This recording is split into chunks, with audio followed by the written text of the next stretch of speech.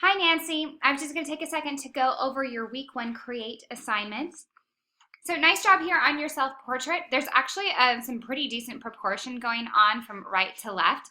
Of course, we're going to work a lot on the overall sense of proportions of the head and the face. Students tend to, do this kind of more caricature-like self-portrait where we learn this as a child that, this is how eyes look, this is how a nose looks, this is how a mouth looks, and this is how a head is shaped.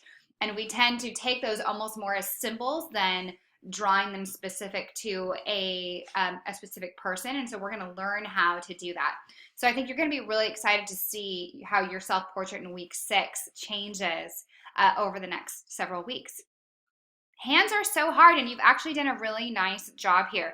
We want to work on those proportions of the fingers. I can see that you're starting to break down each individual knuckle, so we want to really think about that even more, breaking down all the individual shapes that make up the whole. Let's also work on cleaning things up a bit and just, start blocking in those overall shapes first. I think that's going to prove really helpful.